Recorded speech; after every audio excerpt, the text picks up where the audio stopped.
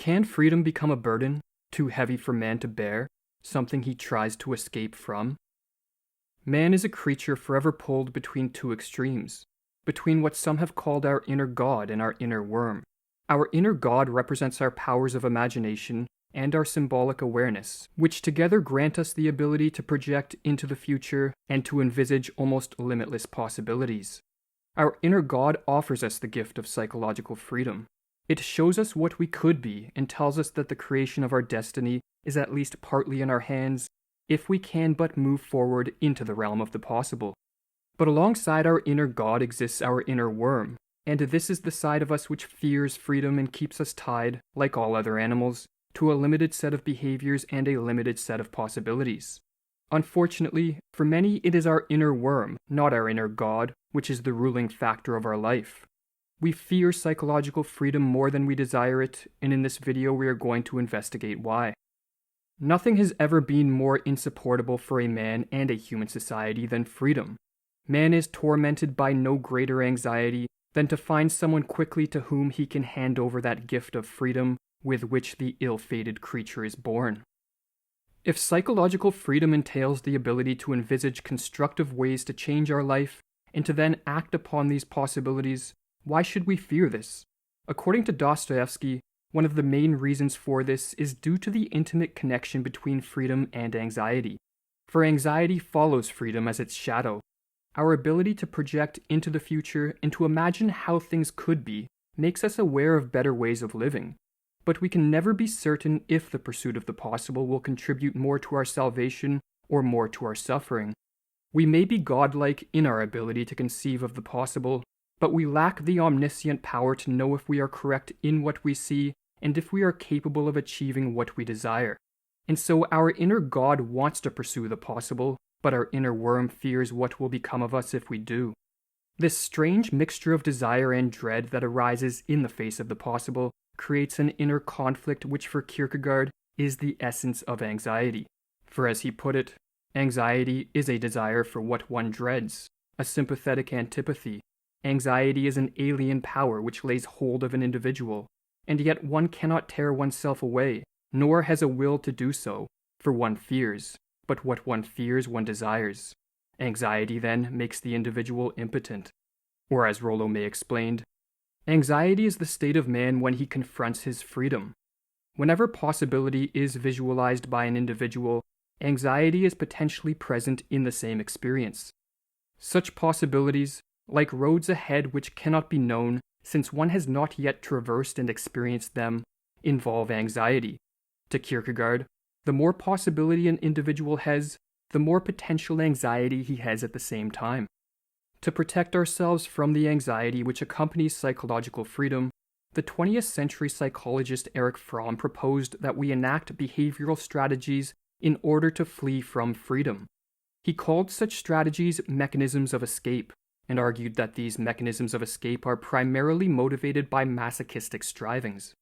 In popular culture, masochism is typically associated with sexuality, but Sigmund Freud isolated a more prevalent form of masochism, which he termed moral masochism, and which the psychoanalyst Anita Weinreb defined as any behavioral act, verbalization, or fantasy that, by unconscious design, is physically or psychically injurious to oneself, self-defeating, humiliating, or unduly self-sacrificing. On the surface, moral masochism appears puzzling, for how can a longing for submission, for humiliation and suffering, and for the belittlement of oneself be felt as a worthy objective to strive for? But Fromm thought the riddle of moral masochism can be solved when viewed as an attempt to escape from the anxieties of freedom by submitting to a powerful other. Whether the masochist submits to an external god, a church, a nation, the state, a leader, an ideology, a company, a significant other, a drug, or an inner compulsion, the objective, according to Fromm, is always the same. The masochist cannot bear the anxieties of choice, of possibility and freedom, and so happily he hands over the reins of his soul to a master, or as Fromm wrote, "The masochistic person, whether his master is an authority outside of himself, or whether he has internalized the master as conscience or a psychic compulsion, is saved from making decisions, saved from the final responsibility for the fate of his self.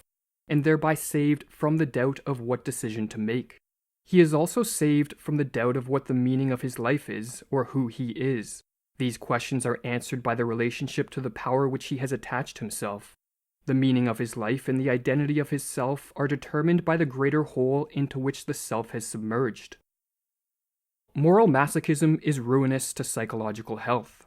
The extreme dependency the masochist develops for a powerful other leads to infantilization and the enthusiastic acceptance of chains. The rejection of freedom does not leave a man unpunished, wrote the Russian dissident Viktor Gorski. It turns him into a slave of necessity. Yet a masochistic flight from freedom also has wider social and political effects. For it is easy to find numerous examples of societies whose citizens feared freedom to such a degree that the only means of escape they saw was to submit to a powerful other in the form of an authoritarian regime. People grasp at political authoritarianism in the desperate need to be relieved of anxiety, wrote Rollo May. In her book, The Quest of Our Lives, the author Ida Wiley notes a telling comment from a young German slightly before the horrors of World War II. "We Germans are so happy. We are free from freedom."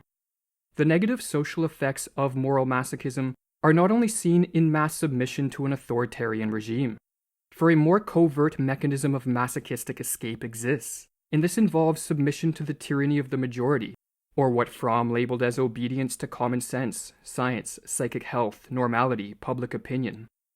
The strategy behind this mechanism of escape involves identifying ourselves so thoroughly with whatever society deems self-evident, normal, and expected, that we are saved from having to formulate and commit ourselves to our own principles, values, beliefs, and ways of life. We repress our awareness of possibilities and accept only that which is socially given. This mechanism of escape may protect us from the anxieties of freedom, but the more we obey the tyranny of the majority, the more we lose ourself, and the more society becomes inhabited by automatons who ostracize all who dare to deviate from the status quo. As Rollo May wrote, "There is no political freedom that is not indissolubly bound up to the interpersonal freedom of the individuals who make up that nation. No liberty of a nation of conformists, no free nation made up of robots." Given that moral masochism makes us weak and servile and promotes the enslavement of a society, we must ask, what can we do to develop the strength to bear the anxiety that freedom elicits and to move forward into life instead of remaining stagnant? How can we reignite the God within? Remembering that psychological freedom is the awareness of possibilities, plus the courage to move forward into the possible, Kierkegaard suggested that one way to become free is to recognize that when it comes to the decision of whether to pursue the possible, it is always better to take the risk and to venture into the unknown. "Freedom lies in being bold," wrote the poet Robert Frost, or as Kierkegaard echoed, "By not venturing, it is so dreadfully easy to lose that which it would be difficult to lose in even the most venturesome venture. For if I have ventured amiss, very well, then life helps me by its punishment. But if I have not ventured at all, who then helps me?" In choosing a life of venturing, in embracing the possible even though this means inviting uncertainty into our life, we will not be tempted to resort to moral masochism.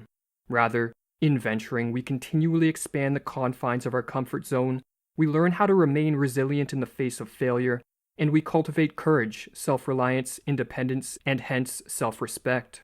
And so one question remains. Will we embrace our inner God and choose a life of courageous venturing, or will we succumb to our inner worm, flee from the anxieties of freedom, and seek out someone or something to call master? "The first act of freedom is to choose it," wrote the psychologist William James, "and the second is to take the actions that are necessary to be free, and realize that life is short, and the greatest suffering comes not to those who are bold, but to those who remain cowardly. The sea is dangerous and its storms terrible, but these obstacles have never been sufficient reason to remain ashore. Unlike the mediocre, intrepid spirits seek victory over those things that seem impossible. It is with an iron will that they embark on the most daring of all endeavors, to meet the shadowy future without fear and conquer the unknown